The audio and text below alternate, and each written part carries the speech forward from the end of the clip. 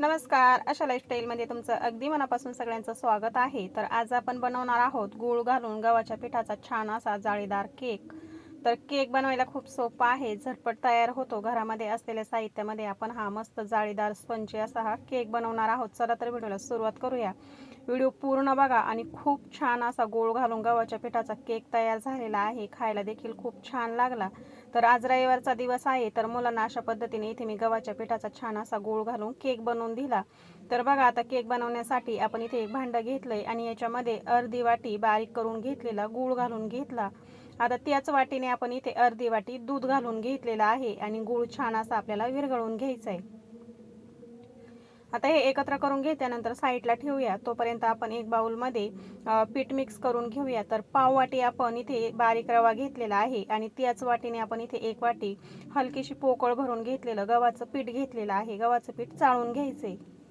आता इथे केक छान असा जाळीदार स्पंज तयार होण्यासाठी आपण पाव चमचा याच्यामध्ये सोडा घालून घेतलेला आहे आणि त्याच चमच्याने आपण पाव चमचा याच्यामध्ये बेकिंग पावडर घालून घेतलेले आहे. आता छान असं आपल्याला हे मिसळून घ्यायचं आहे. चिमूटभर मीठ सुद्धा मी याच्यामध्ये घालून घेतले. छान असं मिसळून घेतलं. तोपर्यंत आपला गूळ सुद्धा इथे छान असा विरघळलेला आहे. गूळ बारीक करून घ्यायचा म्हणजे पटकन विरघळतो. आता याच्यामध्ये आपल्याला तूप घालून घ्यायचे. तूप विरघळून घेतलं म्हणजे तुपाचं प्रमाण सुद्धा जास्त होत नाही. तर 4 टेबलस्पून इतकं मी तूप घालून घेतलेलं आहे, विरघळून घेतलेलं.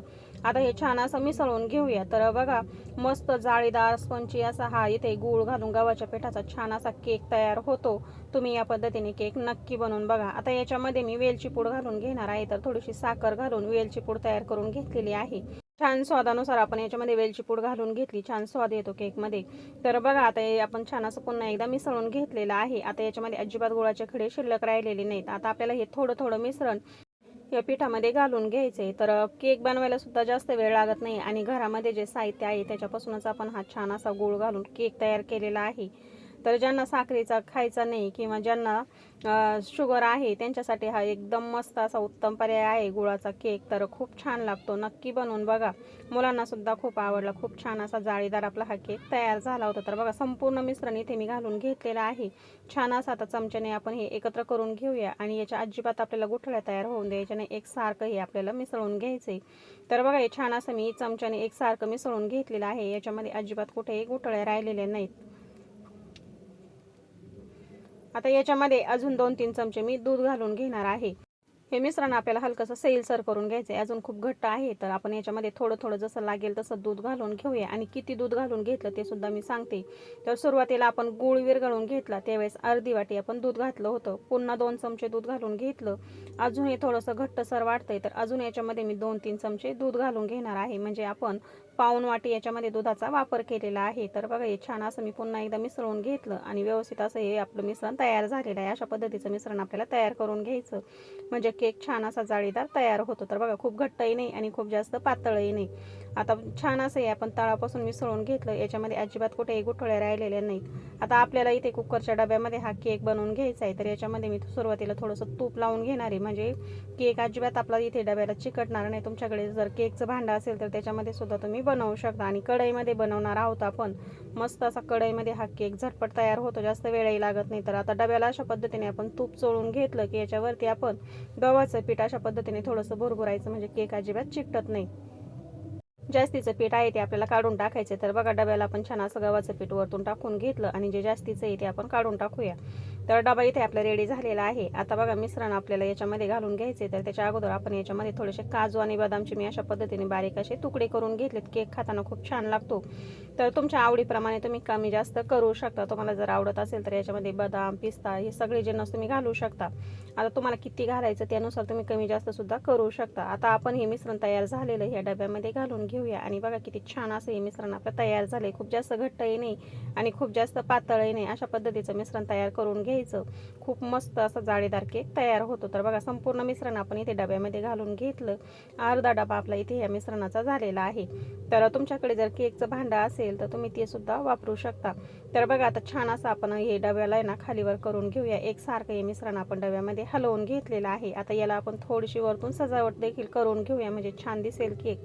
तर अशा पद्धतीने तुम्ही मुलांना गूळ घालून गव्हाच्या पिठाचा केक नक्की बनवून द्या. मी आज रविवार स्पेशल मुलांना अशा पद्धतीने गूळ घालून गव्हाच्या पिठाचा केक बनवून दिला. मुलांना खूप आवडला. आता आपण हा कढईमध्ये बनवणार आहे, तर गॅसवरती आपण अगोदरच कढई ठेवली होती गरम होण्यासाठी आणि त्याच्यामध्ये मी छोटीशी जाळी ठेवलेली आहे. त्याच्यावरती असा डबा ठेवून दिला आणि वरतून घट्टसर असं झाकण ठेवूया आणि गॅस आपण मध्यम करून ठेवूया. तर एक 5-6 मिनिटासाठी गॅस मध्यम ठेवला होता आणि पुन्हा गॅस मी कमी ठेवला आणि जवळपास पाऊण तास हा आपण केक छान असा कढईमध्ये शिजवून घेतलेला आहे. गूळ घातलेला आहे, त्याच्यामुळे बघा किती छान असा रंग आलेला आहे.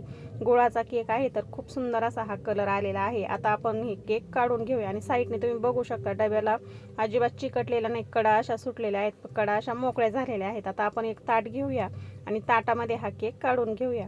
हा केक शिजवून घेण्यासाठी आपल्याला जवळपास इथे पाऊण तास लागलेला आहे. कमी गॅसवरती पाऊण तासासाठी आपण घट्टसर असं झाकण ठेवायचं आणि कमी गॅसवरती पाऊण तासासाठी हा केक छान असा आपल्याला शिजवून घ्यायचा आहे. गॅस कमी जास्त आपण किती करतो त्यानुसार थोडाफार कमी जास्त वेळ लागू शकतो.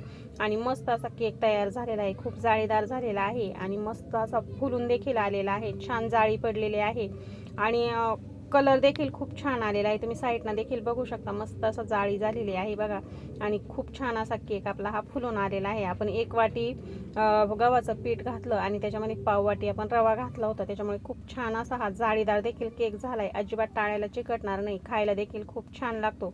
आणि तुम्ही बघू शकता साईडने किती सुंदर अशी जाळी पडलेली आहे. खूप छान असा हा केक आपला तयार झालेला आहे. कलर देखील खूप छान आलेला आहे.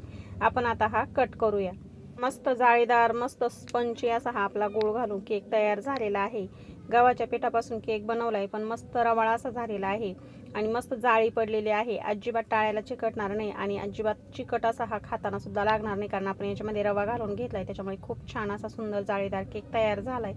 तर तुम्ही बघू शकता किती मस्त अशी जाळी पडलेली आहे आणि छान असा रवाळ हा केक तयार झालाय. अजिबात कडक नाही आणि मस्त मऊ लुसलुशीत असा हा केक आपला तयार झालेला आहे. तर अशा पद्धतीने तुम्ही गूळ घालून गव्हाच्या पिठाचा केक नक्की बनवून बघा.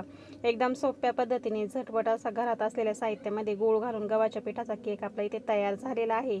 व्हिडिओ जर आवडला तर लाईक करा, शेअर करा. माझ्या चॅनलवरती जर तुम्ही नवीन आलेला असाल तर चॅनलला सबस्क्राईब करा.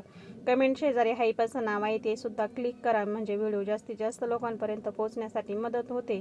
वेळात वेळ काढून व्हिडिओ बघितल्याबद्दल अगदी मनापासून तुम्हाला धन्यवाद. चला तर भेटूया पुढच्या व्हिडिओमध्ये.